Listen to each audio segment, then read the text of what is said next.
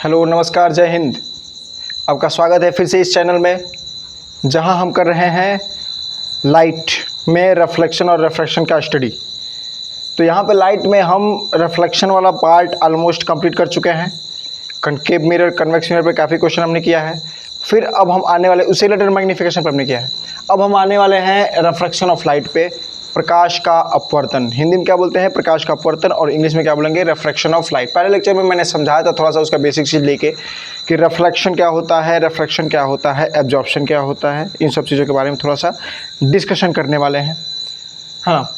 अब आप देखेंगे प्रकाश का अपवर्तन कहेंगे किसको? प्रकाश का अपवर्तन होता क्या है? देखिए यहाँ पे लिखा हुआ है when light rays goes from one medium to another. जब प्रकाश की किरणें एक मीडियम से दूसरे मीडियम में जाती हैं, एक माध्यम से दूसरे माध्यम में जाती हैं, to another, then it bends from its path. मतलब अपने रास्ते से क्या होती हैं? बेंड हो जाती हैं। अपने रास्ते से जब बेंड होगी, this bending is known as refraction of light.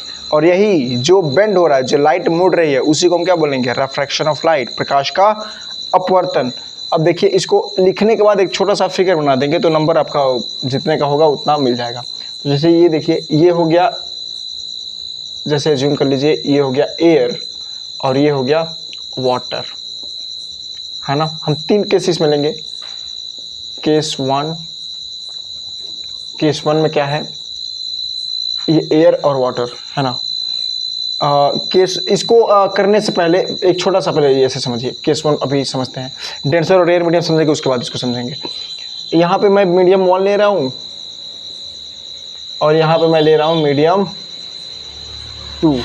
इसको आप कर लीजिए रेयर कर लीजिए, इसको आप कर लीजिए डेंसर, है ना। रेयर मतलब आपका माध्यम हो गया ना, कौन सा माध्यम होगा? ये विरल माध्यम, और ये हो गया सघन माध्यम, है ना। मैंने यहाँ पे दोनों पार्टीशन कर दिया है। जैसे मान लीजिए पानी है, पानी के ऊपर वाला कैसा हो गया? पानी का ऊपर रेयर हो गया, विरल माध्यम हो गया, और जो पानी हो गया पूरा पानी, वो क्या हो गया? वो हो गया डेंसर। तो जब लाइट आएगी ना, लाइट आएगी तो ऐसे टकराएगी यहाँ पे, है ना। टकराने के बाद ये वाला क्या हो गया? ये नॉर्मल, जैसे हम उसमें रिफ्लेक्शन में बना रहे थे। अब इसका जो मेन रास्ता है ना, मेन रास्ता जो है ये है मेन रास्ता। जाना था इसको इधर, लेकिन इधर नहीं जाएगी, क्या होगी? बेंड होगी, इधर ही बेंड हो जाएगी। बात सुना है? तो ये जो बेंडिंग है ना, यही हुआ रिफ्रैक्शन। और ये बेंडिंग दो तरीके से होती है। एक देखिए, एक नॉर्मल की ओर बेंड हुआ है और एक बेंड होता है नॉर्मल से दूर। अब उसको समझते हैं ऐसा होता क्या है, ठीक है ना। तो आप इसको बना देंगे ना, तो आपको जितना नंबर का ये पूछा होगा ना रिफ्रैक्शन ऑफ लाइट, उतना नंबर दे देगा। लेकिन अब समझते हैं कि ऐसा होता क्यों है, ठीक है। ये बुक वगैरह में नहीं बताया जाएगा, आप ये देखिए यहाँ पे, है ना। मैं इसको थोड़ा सा मिटा रहा हूँ, मिटाने के बाद उसको समझते हैं अच्छे से। चलिए, अब यहाँ पे क्या है? मीडियम हमारे पास दो तरह के होते हैं फिट। मीडियम हमारे पास होते हैं दो तरीके के।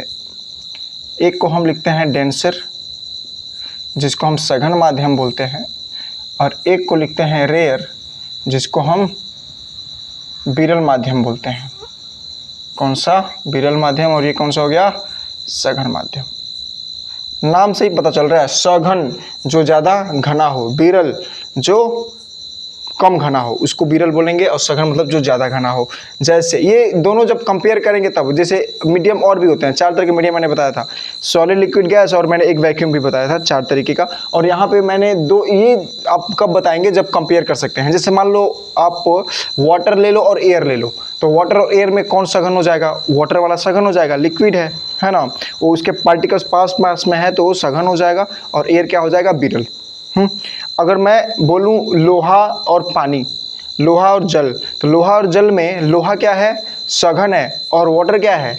विरल हो जाएगा, जल विरल हो जाएगा। तो आपको ऐसे कंपेयर करना है ना, एक दो जब कंपेयर होगा तभी ये सघन और विरल की बात यहाँ पे आएगी। तो सघन माध्यम और विरल माध्यम, ठीक है। तो सघन माध्यम विरल माध्यम क्लियर हो गया। अब आगे इसको हम समझते हैं अच्छे से कि जो बेंडिंग होती है ना, बेंडिंग होती क्यों है, ठीक। अब आप समझेंगे यहाँ से थोड़ा सा। मैं यहाँ पे ले रहा हूँ विरल माध्यम, मतलब रेयर मीडियम। एग्जाम्पल में आप एयर ले सकते हैं, और यहाँ पे डेंसर मीडियम ले रहा हूँ, और डेंसर मीडियम को हम लिख सकते हैं क्या, वाटर। क्लियर है बात। और ये उसका पार्टीशन हो गया, इधर दो पार्ट, ये जो सरफेस है ना, ये बीच का सरफेस है और ये दो पार्ट हो गए। लाइट यहाँ से आ रही है, अब देखिए समझिएगा, लाइट आएगी एक साथ, मतलब लाइट तो अकेले तो आएगी नहीं, ये लाइट की रेज आएंगी, है ना, पैरेलल रेज आएंगी लाइट की। अच्छे से समझना है बेंडिंग होती क्यों है। लाइट की रेज आएंगी, अब लाइट की जब रेज आएंगी तो सबसे पहले इस सरफेस पे कौन टकराएगा, ये वाला। जैसे ये टकराया, चूंकि ये रेयर है और ये इधर वाला डेंसर है, मैं यहाँ पे नॉर्मल बना रहा हूँ, रीजन पूछेगा नहीं, लेकिन आप जानेंगे, नॉलेज आपका कंसेप्ट क्लियर हो जाएगा कि ऐसा होता क्यों है। जैसे अब देखिए यहाँ पे ये क्या है, रेयर है और ये डेंसर है। अब लाइट यहाँ पे आ रही है ना, तो लाइट आएगी तो जैसे यहाँ पे टकराएगी उसकी स्पीड कम होगी, तो ये थोड़ा सा स्लो चलेगा, थोड़ा सा स्लो चलेगा। लेकिन ये वाला थोड़ा सा आगे बढ़ जाएगा, ज़्यादा चलेगा, है ना। ये वाला उतना ही एयर में है तो उतना ही चलेगा, ये वाला भी उतना ही चलेगा, ये वाला भी उतना ही चलेगा, ये वाला भी उतना ही चलेगा। क्लियर है बात। अब देखिए जैसे ये वाला भी एंटर किया ना, इसकी भी स्पीड क्या हो जाएगी, स्लो स्लो। ठीक है, थोड़ा सा मैं इसको ऐसे बना रहा हूँ। ये वाला क्या चलेगा, आगे थोड़ा सा बढ़ जाएगा, आगे बढ़ जाएगा, उतना ही ये भी चलेगा, उतना ही ये भी चलेगा, उतना ही ये भी चलेगा। अब जब आप इसको देखिए, अब जब ये पूरा देखिए धीमे हो क्या रहा है, अब ये देखिए इसको जब आप मिलाएंगे, ये जैसे ये मिला है वैसे आप मिलाएंगे ना ऐसे। अब देखिए जा रहा था ये, अब इसको धीमे धीमे ये ऐसे हो गया है। बात समझ में आ रहा है कि नहीं आ रहा है। तो ये स्लो होने की वजह से हुआ ये, क्योंकि डेंसर में स्लो होगा और रेयर में उसकी स्पीड ज़्यादा होगी। तो ये इसलिए अगर हम इसको एक रे से दिखाएंगे, एक रे से, तो ऐसे जाएगी ऐसे, लेकिन जानी थी इसको ऐसे, लेकिन बेंड होगी ऐसे, इसलिए हम इसको ऐसे दिखाते हैं। बात क्लियर है। और जब हम इसी को जब उल्टा दिखाएंगे ना, मगर अगर यहाँ पे हम क्या ले लें, डेंसर वाला ले लें, क्या ले जाए, डेंसर, और यहाँ पे क्या लिया ले जाए, रेयर, तो यहाँ से जब ये रेज ऐसे जाएंगी, क्लियर है बात, यहाँ से जब रेज ऐसे जाएंगी तो इसको जाना था इधर, लेकिन इसमें स्पीड क्या हो जाएगी, रेयर है तो ज़्यादा, इसलिए ये अवे होगी किससे, नॉर्मल से।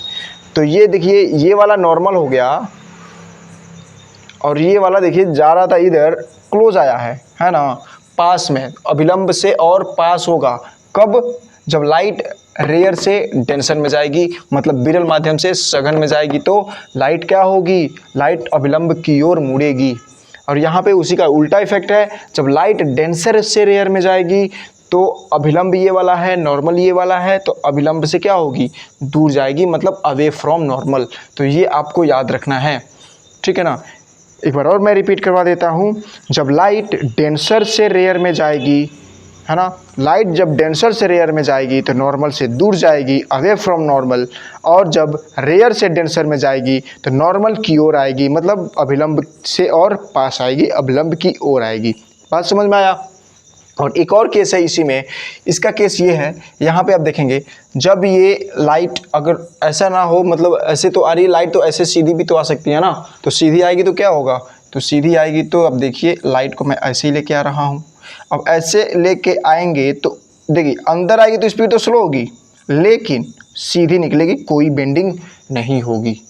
इतना बात समझ में आ रहा है ना, मतलब लाइट जैसे आ रही है वैसे ही सीधी निकल जाएगी, कोई बेंड नहीं होगा। ये बात समझ में आ रहा है कि नहीं आ रहा, क्लियर एकदम, है ना। अब एक चीज़ और हम कंसेप्ट यहाँ पे समझ लेते हैं। लाइट जैसे ये निकल रही है ना, यहाँ से आ रही है, ये, और ये हमने ले लिया है रेयर, और यहाँ पे हमने ले लिया है डेंसर, मतलब ये वाला सघन हो गया, ये वाला विरल हो गया।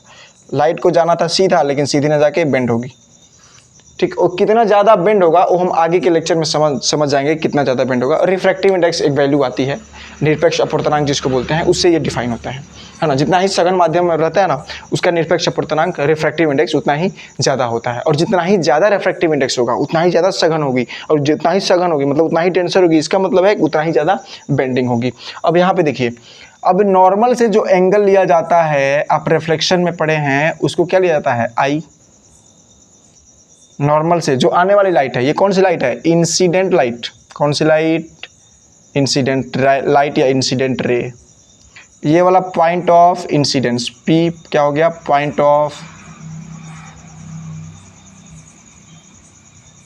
इंसिडेंस।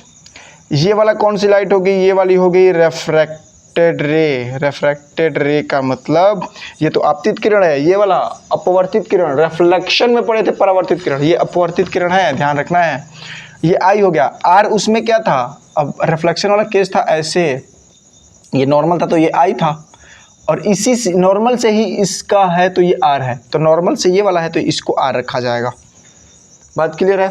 एक चीज़ और कंसेप्ट आप देखिए, समझिए इसको अच्छे से। जब रेयर से डेंसर में जा रही है, जब रेयर से डेंसर में जा रही है तो आई की वैल्यू ज़्यादा है, आर की वैल्यू कम है। क्यों? क्योंकि ये वाला पूरा एंगल इस वाले पूरे एंगल के बराबर होना था, लेकिन अब ये इधर आ गया है, शिफ्ट हो गया है, कम हो गया है, तो आर की वैल्यू कम होगी किससे, आई से। मतलब आई की वैल्यू आर से ज़्यादा, क्योंकि ये किसका है, रेयर का। बात समझ में आया, क्लियर है। अब इस वाले में देखिए, इस वाले में आई ये है, आर कौन सा है, ये वाला ज़्यादा कौन सा लग रहा है, R, I less than R. अब आर रेयर वाला कौन है, रेयर वाला ये है। तो आपको सीधा सा कॉन्सेप्ट समझना है कि रेयर में जो एंगल होगी नॉर्मल से वो हमेशा ज़्यादा होगी, डेंसर में जो होगी वो कम होगी। बात बराबर, क्लियर एकदम। और यहाँ पे क्या है, इस वाले केस में, इस वाले केस में नॉर्मल पे ही आ रहा है, मतलब नॉर्मल से कुछ एंगल नहीं बनाया है, तो आई बराबर 0 तो आर बराबर 0। ठीक है, इसमें नॉर्मल से जा रहा है, नॉर्मल से वो निकल जा रहा है। बात समझ में आया ना। तो ये आपका ये कंसेप्ट है कौन सा, रिफ्रैक्शन का। आगे हम अगले लेक्चर में पढ़ने वाले हैं लॉ ऑफ रिफ्रैक्शन, ठीक है ना। ये उसी में स्नेल का लॉ आता है जो एक बहुत ही इंपॉर्टेंट लॉ है। आगे के लेक्चर में हम उसको सीखने वाले हैं। तब तक के लिए नमस्कार, बाय, जय हिंद। अच्छे से पढ़िए, ओके बाय।